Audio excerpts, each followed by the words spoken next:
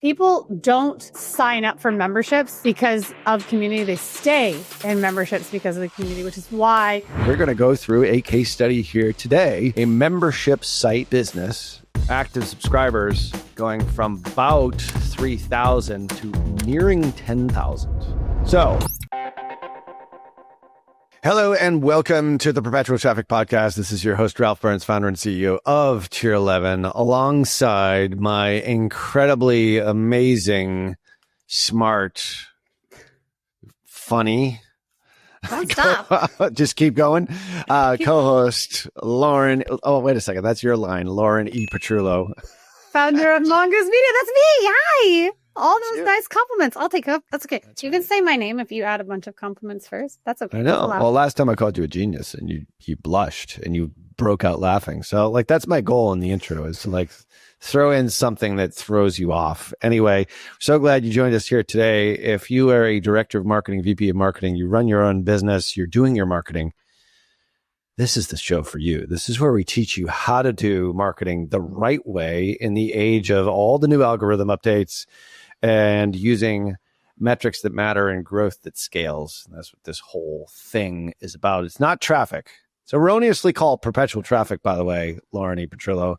It's about how we grow businesses, and traffic is a part of that. Sure. So it's perpetual traffic on name, perpetual growth in body. Exactly. Spirit.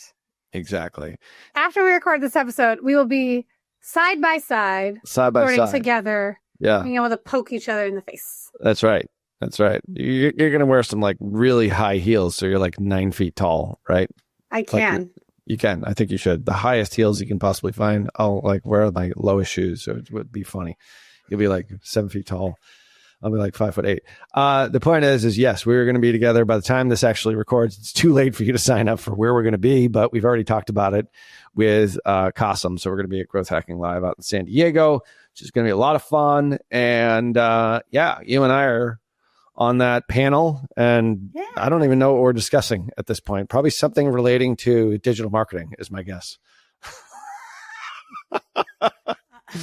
Because they've done such a good job of letting us know what we're going to talk about.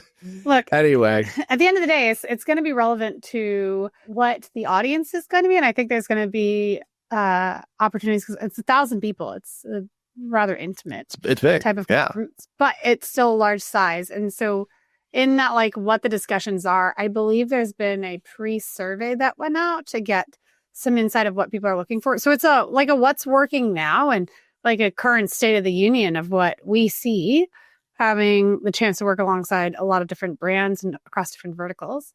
So my assumption is going to be a state of the union. How is AI coming to help you or harm your business? And what are we doing that's working now? I can't imagine that AI will be discussed. How is that even a possibility?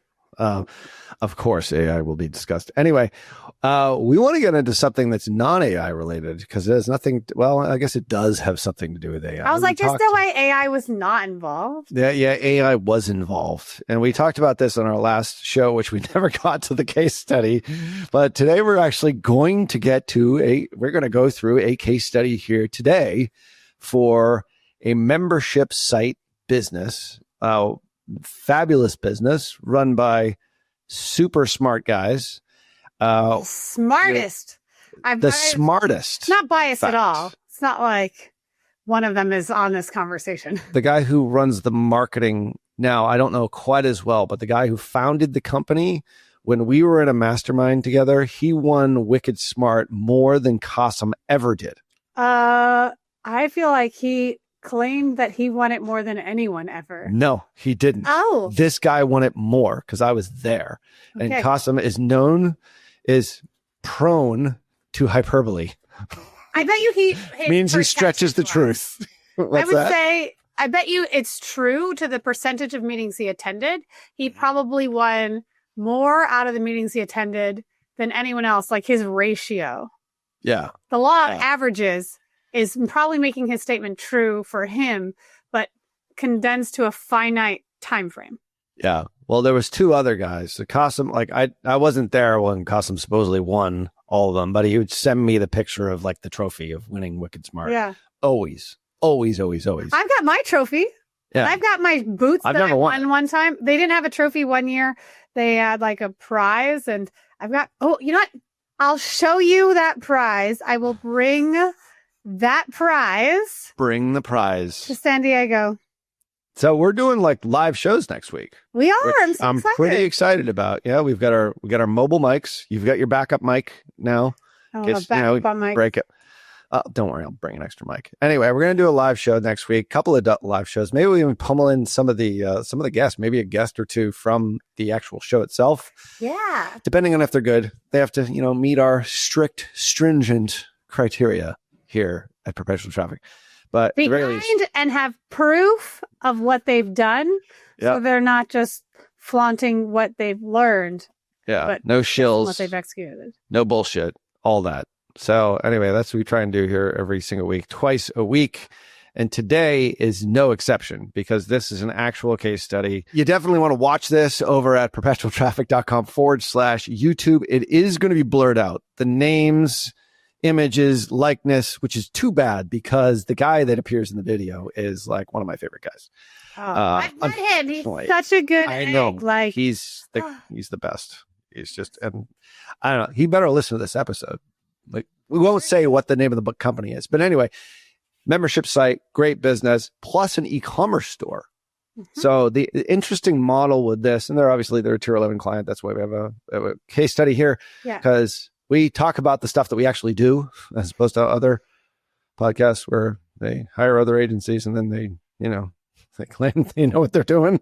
The point is, you have someone in mind when you said that. no, I don't. Not at all. Not at all. Okay, anyway, watch on YouTube to see how bad he is at lying right now. Yeah, it's terrible. I'm a terrible liar, which is good. My wife always says that. The point is that they have a very interesting business. It is a membership site plus an e-commerce brand. So it's continuity. They got members. It is in a recreation industry. So we're going to blur all this out. But then they sell. What a tease, Ralph. What a tease. It's a brilliant model because they get the members in and then they sell them physical products through their store exclusive to the members. So their Shopify store. So it's a combination membership site and e-commerce.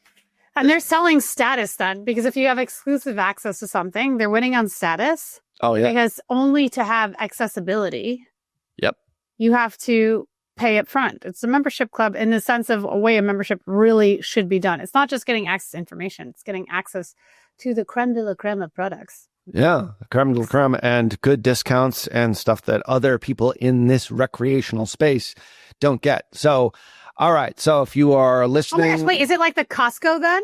Is it like the Costco of this recreational sport? Well, I would say no, because the membership site is the majority of the revenue for the business. Like that's what they want, the community. Like they're selling the community. The e-commerce is kind of a back-end add-on. Got it. So, for example, like we're doing a conversion rate optimization, audit for them right now. And we originally did it on their e-commerce store. Like, no, we don't want that, but we want you guys to tell us how to convert better on our membership site because that's the majority of our business. So anyway, so they got two conversion rate optimization sort of, analyses. Anyway, the point is like their e-commerce store is a Shopify store, which is great. So if you do have a membership site, like, this is a great model for you to think of. Like, what else can you sell to your people? Like, what affiliate? Maybe it's an affiliate stuff. Like, I'm sure they sell plenty of affiliate things as well, like whether it's through Amazon or what have you. But it's a brilliant model. But the big thing is that they want to help, this particular recreational activity enthusiasts, shall we say, to do that job even better. So, would you say that that's a creator-led brand then? So it's a creator-forward company that has both membership and e-commerce products then, so that if someone's listening and they are a creator looking to expand their revenue channels, the opportunities of having a great membership program where you get content and access to products? Could be. I mean, if you have like a subject matter expertise, for sure. Like I have a very good friend of mine on Cape Cod who was actually my first business partner. And he started a site where he has 2,000 members paying him $15 a month because he's an expert saltwater fisherman on Cape Cod. Yeah. And he said it increases, right? That's Yeah, it's a great model. It's like this is what he does. Summer, he has like increased like 2x. Yeah, so his membership, I believe, doubles in the summertime, and then they drop off in the fall, and then like that's because that's when everyone's like on Cape Cod, like fishing for stripers. That's what you fish for when you come to Cape Cod. There, Lauren, you got to come. Fish for stripers. Yeah, my next turn is, stripers are running, Ralph. I'm going to get them. Anyway. Best I can say is if you got me a red stripe, and I have the beer while someone else fishes. I know. That's the kind of striper that I go after. But anyway, so he does that on a membership site, and then he has all these affiliate partnerships with all these other sorts of things. So anyway, trying to keep things on track here. You just said striper, and it sounded like stripper. That's the type of stripper I go after, but I was like, no, you said striper. Okay, sorry. Your mind is always like in the gutter anyway, so it's like, whatever. Someone else heard the same thing that I did. I don't know. We'll have to go back to the tape. Anyway, I think I said striper. I might have said stripper. But either way, here we're keeping it real here on Perpetual Traffic. So if you're listening to this, make sure that you head on over to perpetualtraffic.com/YouTube and check out today's case study. We are not going to put this into a download or a freebie or anything like that. You can take screenshots, use it as you see fit. Of course, a lot of this is going to be blurred out, including the name of the business and even the faces and some of the financial information. However, so this is a membership business case study. So this is our team is incentivized to create and to produce a case study a month. If you're an agency, you should do that because you need proof to show that to prospective clients that you know what the hell you're doing.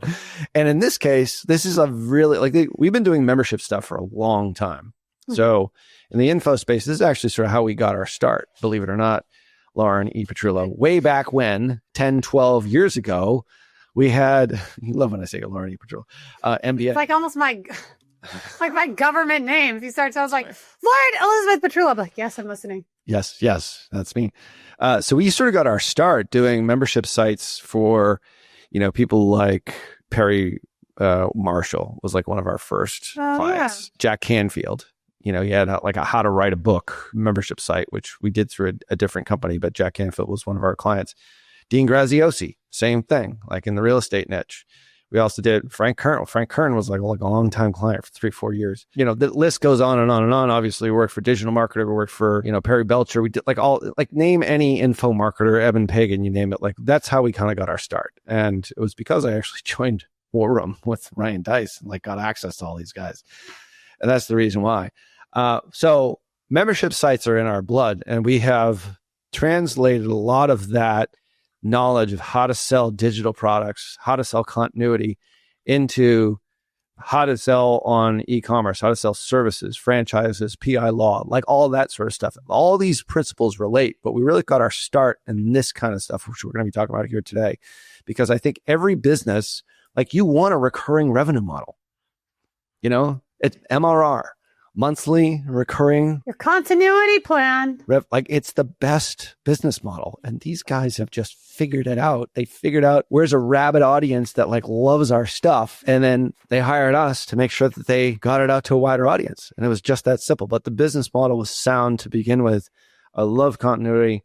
I love MRR. And I'm trying to find I've got the $100 Million Money Models book that you and I are both reading.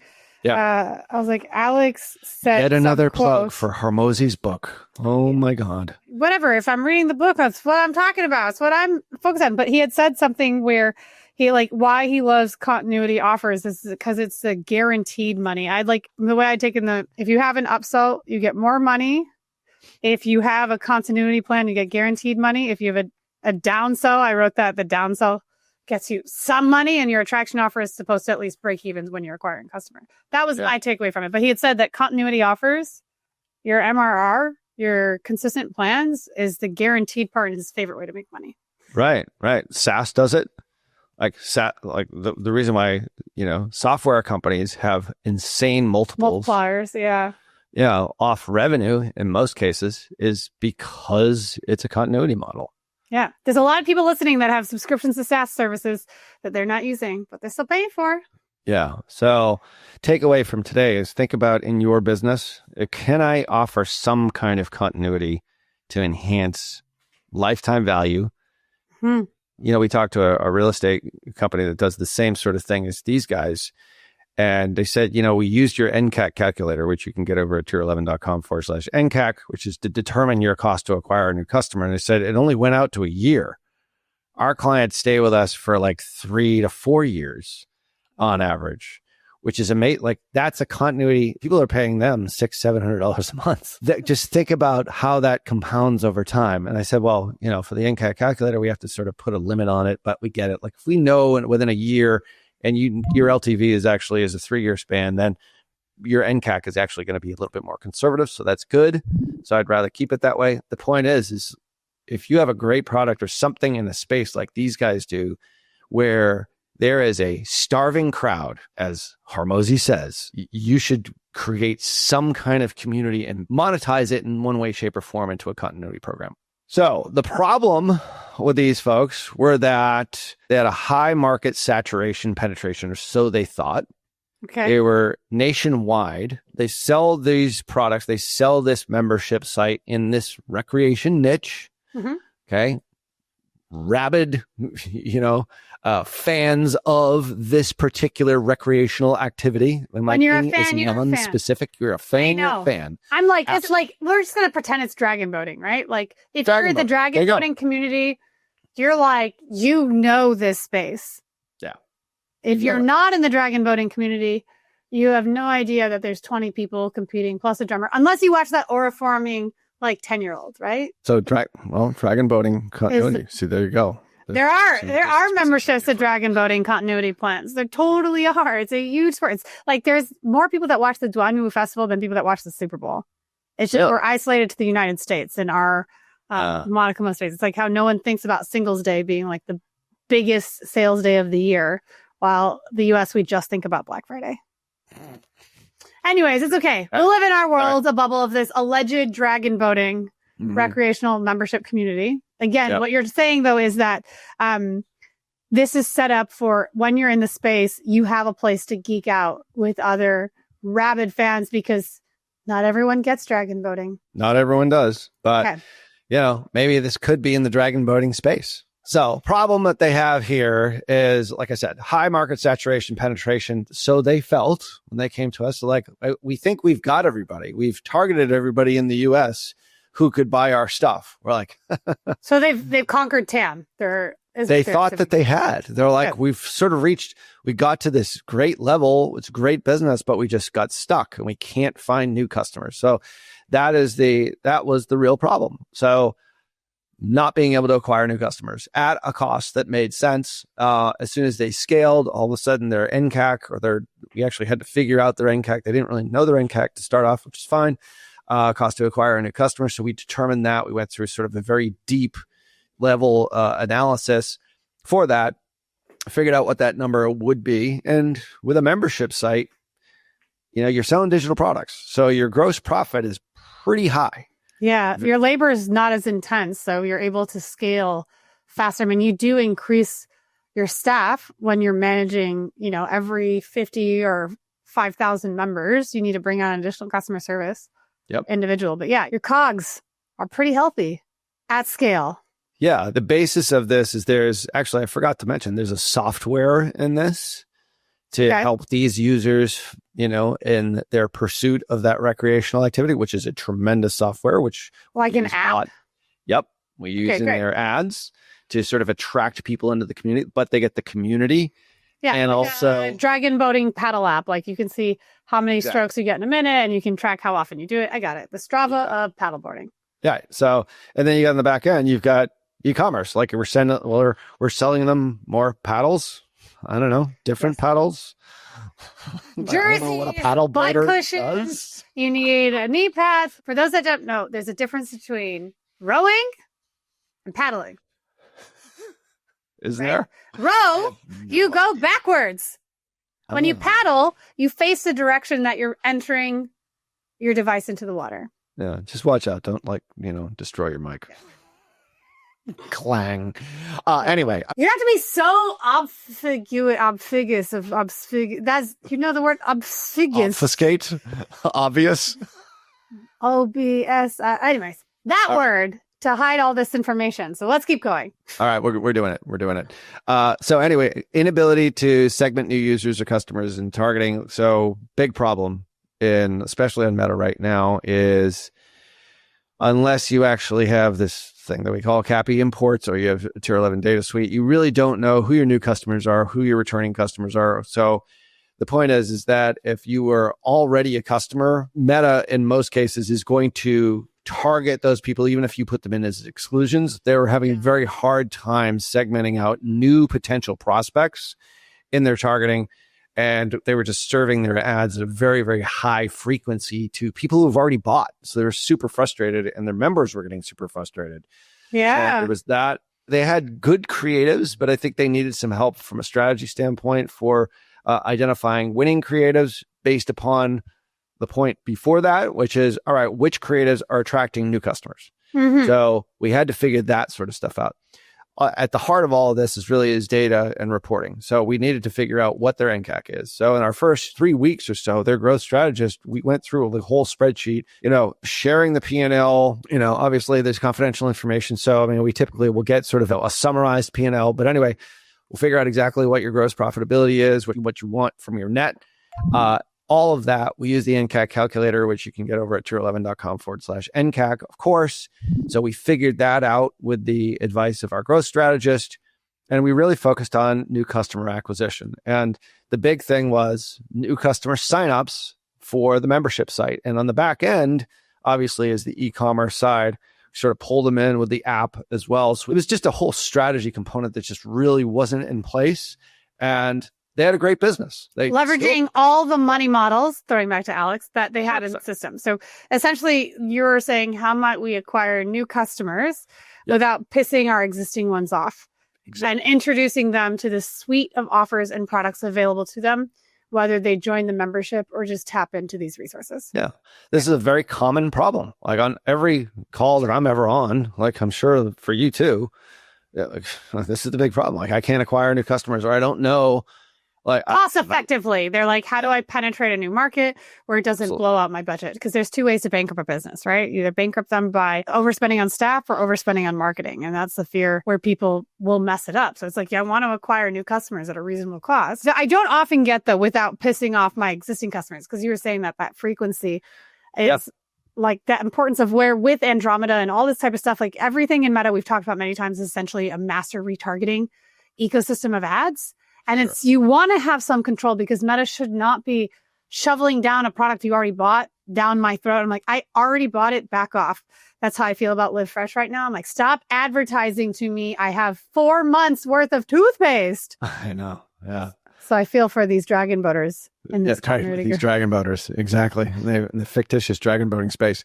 Yes. So those were the issues that we found very, very common. So the first thing that we did is we did our nCAC tracking setup. And we categorized it.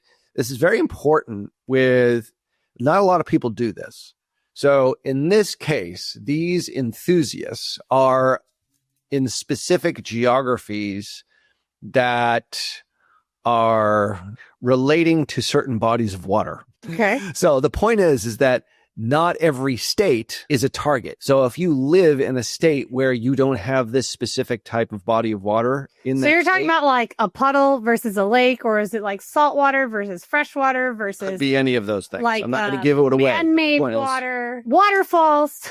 Right. Somebody in Florida is a very good target, whereas somebody in Nebraska, not a good target. Okay. If you get my drift. Great. So they were targeting everyone. They weren't going by state. So one of the first things that we did is we're like, all right, well, let's think about the business. People in Nebraska are not your customer unless they are traveling to Florida and or Massachusetts or wherever it happens to be. So, and there was also a seasonal component to this as well. So there's a lot of different factors and they never really thought about that. So then we looked at by state, what is their nCAC by state?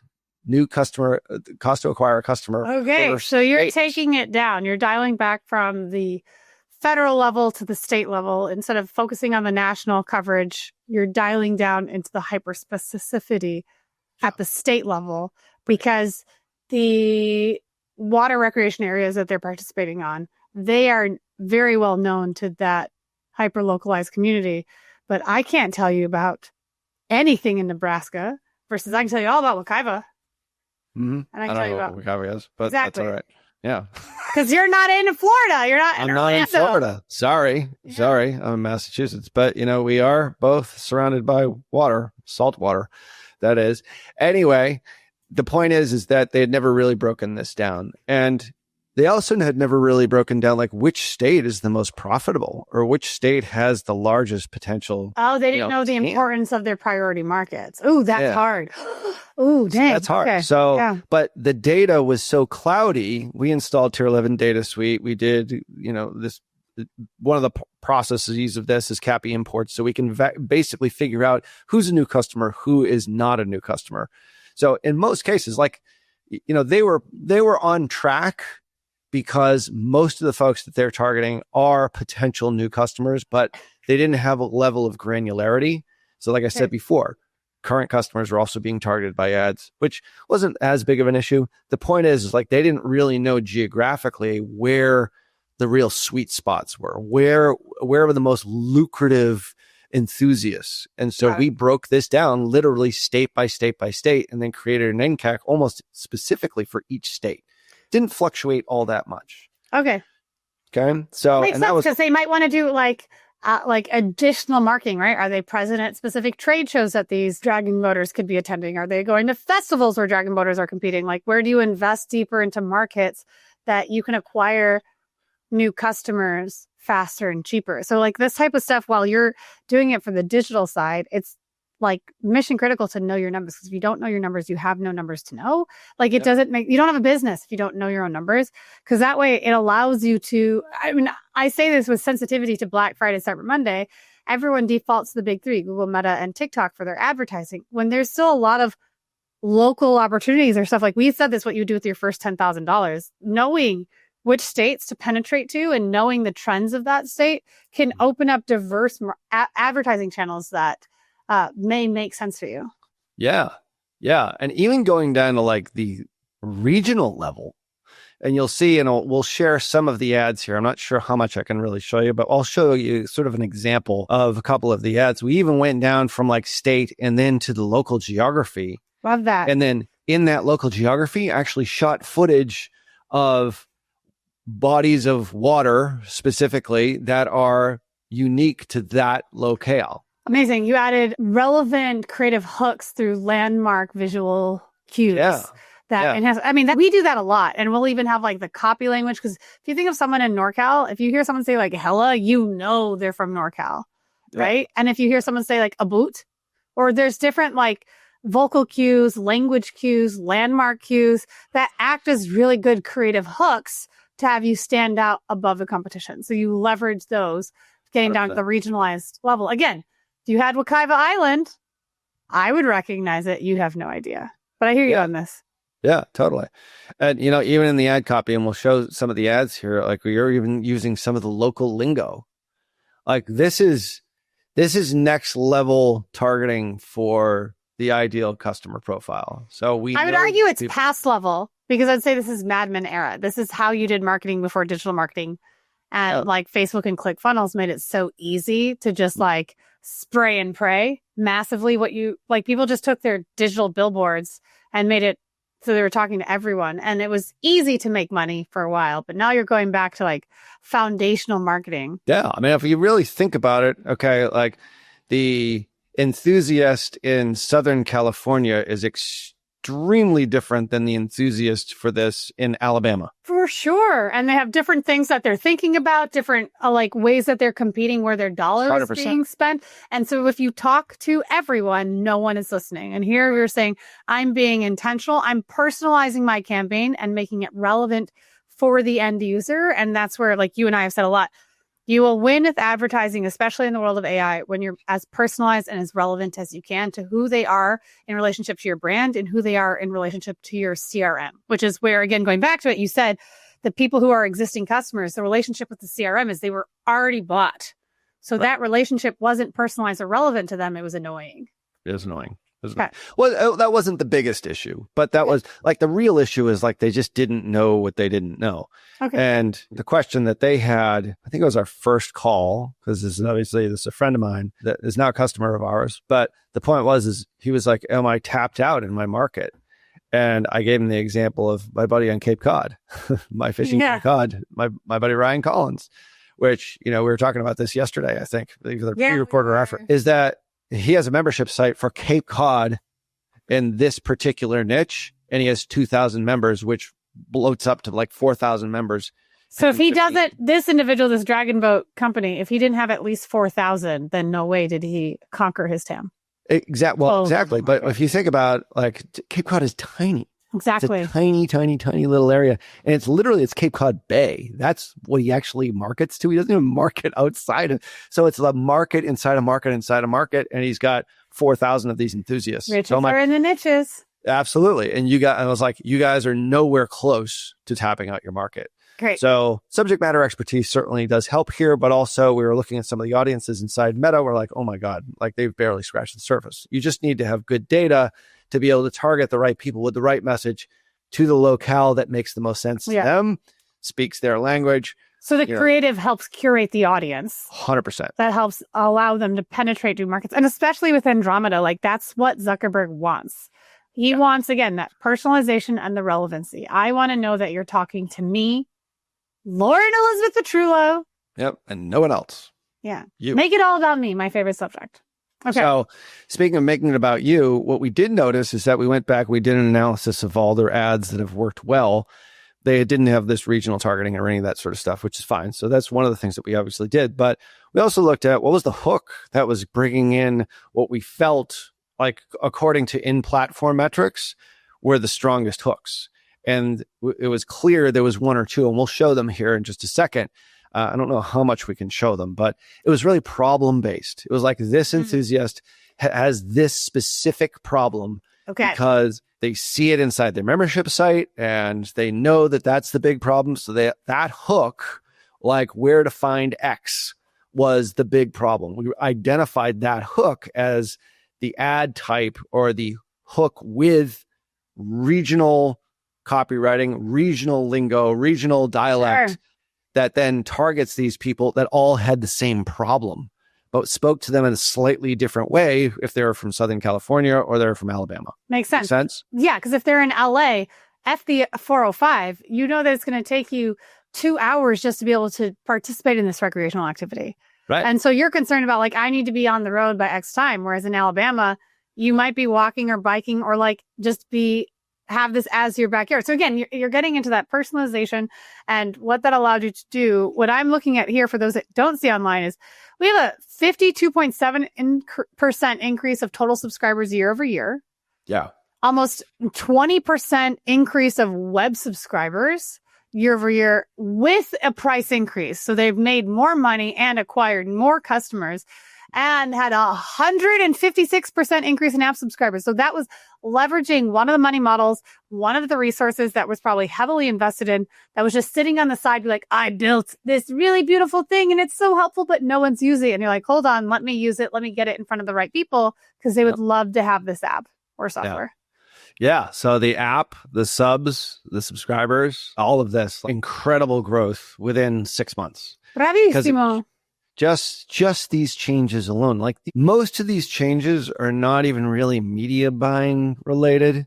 They're just like, let's think about the business critically and let's try and figure out how to solve X problem, which is we've had flat growth for the last 3 years. We feel like we've tapped out our market. They didn't know any of these numbers. They didn't know what was the cost to acquire a new customer. Like, let's get that up as high as we possibly can, and it still makes sense for you and you guys are profitable, including our fees. And they're like, great. So we figured out that. We hinted at the results. Obviously, great results here. We're going to show you some graphs inside their membership platform. So here are the results. And once again, if you're not watching this over on perpetualtraffic.com/YouTube, I highly recommend that you do so. But actually, you see active subscribers going from about 3,000 to nearing 10,000. active subscribers. Dang. Dangity dang dang. Yeah. That is pretty dang good. It's a 52% increase in total subs year over year. So as you can see here on this slide, we've got active subscriptions of 48,000. And the beginning of the year, it was about 44,000. But active subscriptions, people that are actually, in there and using, I think that is the difference between these two. So they have subs and then they have active subs. And they kept talking about, like, we want active subscribers, not people that are just going to subscribe and then just never log in. We want them actually logging in, using, being part of the community. And that increased from about 3,000 to nearing 10,000. Dang. But the thing is, everyone's like, oh, 48,000 active subscribers. That's money. Don't get me wrong. But they're doing great. They're not active. It's like when we said, how many people are paying for stuff they're not using?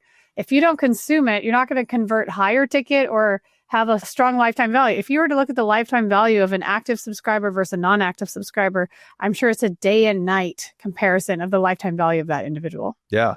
And, the best revenue that they've ever had in the 10-year history of the company, all of a sudden just came out of nowhere. Woo-hoo! So, it's a huge win. And this is great. And they do such a good job of engaging the community, in this, in this recreational activity that we're not going to name here. The point is they know what they're doing. Their retention rates are insanely great. I think it's 3-4 years. Wow. Of subscribers, which is great. This just reinforces yet another money model. Printing money. It's printing money. Yes. And these guys are doing this. The founder of the company, you know what he does all day? He does the recreational activity. Oh, so he's dragging videos on it. He's just dragging and living his best creator life. Got it. He's living the best life. He's a super smart guy. Anyway, great results here. So all we really needed to do is just sort of figure all this out and putting it all together. Now we're actually focused on enhancing the conversion rates on the site. So for the subscriber model, we have our CRO division that's going to be doing that. And then secondary to that, we'll probably do the same sort of thing for their e-commerce business, which, as I said, is like I said, secondary business. So it's membership. It's apps, downloading the apps, which I believe is paid. There's a paid version. So there's a money model there. And then last but not least is an e-commerce play here for discounts. If you're a membership site, think of what else can you potentially sell or serve your customers even better with? And it might not be a product that you have. Maybe that might be an affiliate relationship. Maybe that might be something that, you work out a deal with that other affiliate to get we do this all the time on perpetual traffic. We have an advertiser or somebody that comes on board, they give a discount. That's an affiliate deal. Yeah. So work that in your business. And obviously the money model stuff we absolutely love here. And they have got this figured out. So anyway, I'm not going to name names here, of course, because this is going to be blurred out, but this is what they had to say about us. Tier 11 has helped us reach more new customers than ever before by taking on the challenge of speaking to people at the local level. And we'll show you an example of that in just a second. Tier 11 is going above and beyond for the good of our company. And so anyway, pretty proud of the results here. So, all right, so let's take a look at one of their ads here. This is going to be blurred out. Look at this.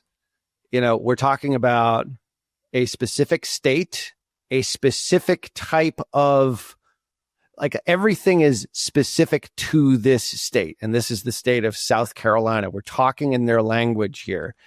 And they're talking about the biggest pain point that they have.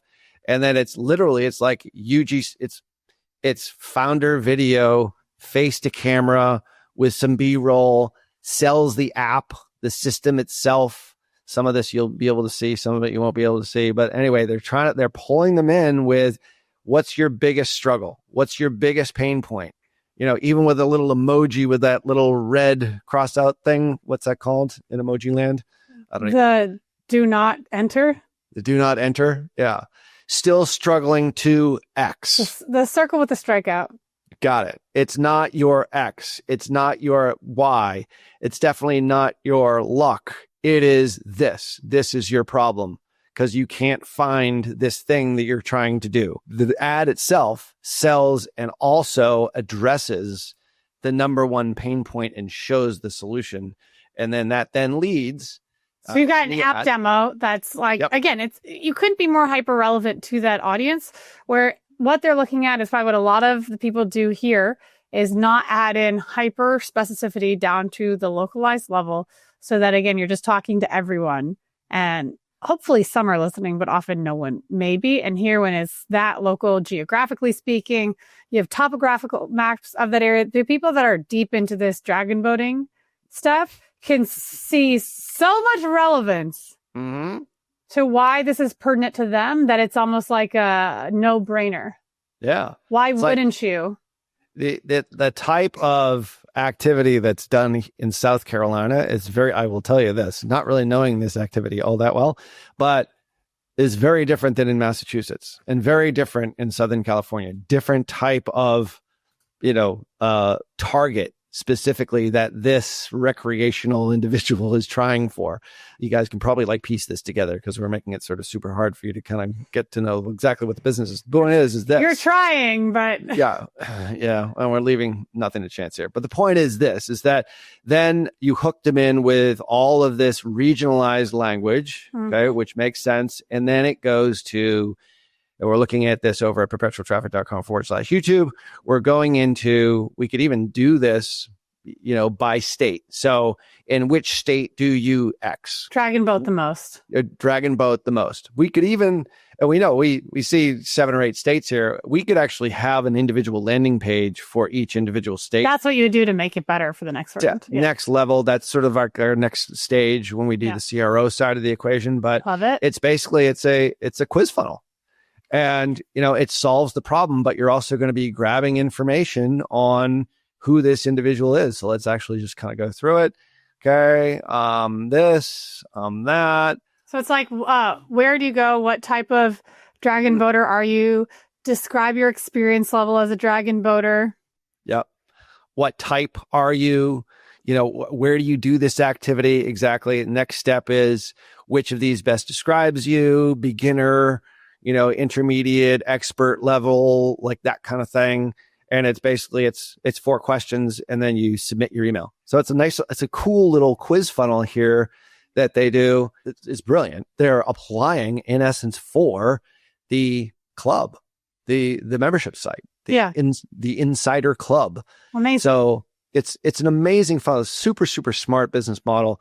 The point is this, is that if you can figure out a way in which to have continuity in your business, think about it from an e-commerce standpoint. Like if you're an e-commerce business, you're listening to this podcast, you're watching this podcast, like Lauren E. Petrullo, what would be a great model for an e-commerce business that would run this money model that we're obviously huge fans of? What comes to your mind immediately? If you're an e-commerce business and you want to have a membership subscription, I think there's a gentleman in Australia who did it really well, and it's going to be a bit of the in the gutter kind of thing. But he sells micro bikinis. Okay. You a customer? There are 2 types of customers that he has because he sells micro bikinis and then he has a membership portal for people that want to view the content of micro bikinis. Because there's the person who wants the e-commerce product and they will want to show that off on Instagram a lot. But a lot of the times those micro bikinis are so micro that those posts get flagged. To which then the guy, he set up this membership community. The membership's doing like $1 million a month. Wow. And he has it set up where it's like, if you post pictures or post content inside this membership community, you will get $250 worth of store credit. So if you post a picture wearing a product, we're going to reward you with more money to spend on the product. And you want to post these pictures anyways. And maybe you have connections to other portfolios and ways that people can engage. But when you post too and you participate, I think he distributes some of the membership money back to the people based off of how much engagement their different posts. He's essentially created his own OnlyFans account specifically for his e-commerce products.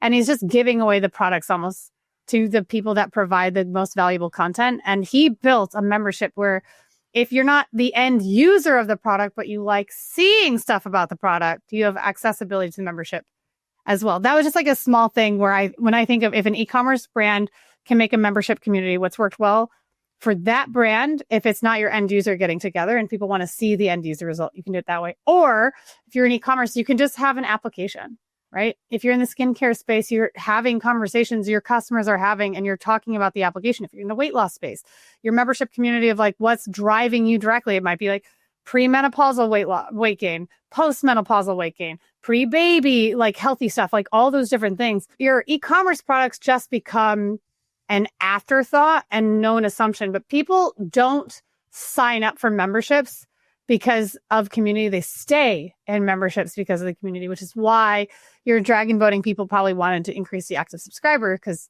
the more members in the community, the more you feel a part of something. So yeah, if you're an e-commerce product and you have a discussion that's a hot topic that your team can get on. If you have podcasts that they listen to, it's just you're bringing the conversation together. It's like a post-COVID world. We saw that everyone wanted to connect. Connection is so big. And if you can bring that together and have a place where they can have conversations with other individuals that nerd out on the same thing. Like I think of, this is why anime cons are so successful.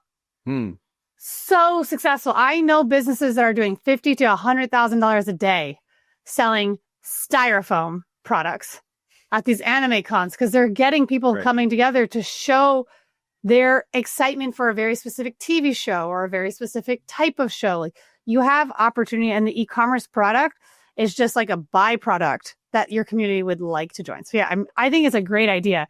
I just would plant that fun seed of, if your end customer doesn't want it, maybe you can have other customers that will celebrate the people that are buying your product. Yeah, absolutely. One of the examples that there's a couple of different ways to do this in the e-commerce niche, sort of our last point here, because I do have to catch a train to go to New York, but is an auto replenish option. Like, for example, like you're in the beauty and wellness niche, auto replenish is sort of continuity to a certain degree. It's auto replenish, like, it's going to be used up within 30 days, 45 days. You give that as an offer, but also potentially even some kind of discount for doing the auto replenish. Sure. The other part to it is like subscribe and save discount. Yeah, subscribe and save discounts, obviously. So auto replenish, subscribe and save, the same kind of thing. A client of ours actually does a beauty box. It includes like a full size and sample size, like deluxe package that they get every single month to try other products from their brand. Birchbox does this really well. They've got like a beauty subscription service. Yeah. And that's a continuity program, obviously. The monthly mix of like beauty samples, makeup, skincare, hair care, all that. What's great is they're not paying for their COGS. Their COGS is shipping and the relationship building. Because I looked at it and it's like you say, hey, I was looking at like how to be a redhead. There's an amazing Instagram. And they do a box every quarter. And like there's a product that we had that's like really specific and great for redheads. And you have to donate 5,000 units. And then that's just the same. It's just the way you're advertising. You're getting in front of 5,000 people that are introduced to your product, to which it's your chance to lose. Tremendous. Well, these are all great ideas. And so think about this. If you're like, I don't have a subscription brand, like this isn't really relevant to me. Well, actually it is. Think about a way in which to get your customers, get your clients more sticky. And this is oftentimes the way to do it. Continuity is killer. These guys have got a great business.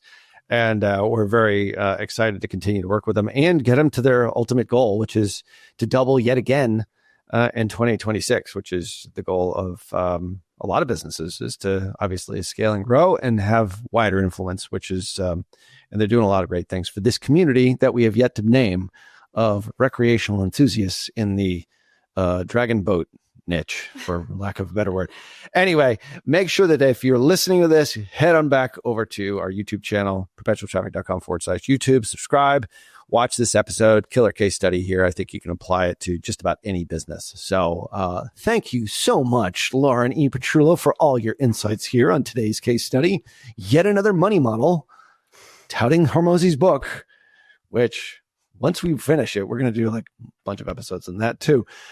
So make sure that wherever you are listening to podcasts, you subscribe, of course, leave us a rating and review, helps us get to a wider audience, teach people how to do this stuff the right way. And of course, all the resources and show notes are at perpetualtraffic.com.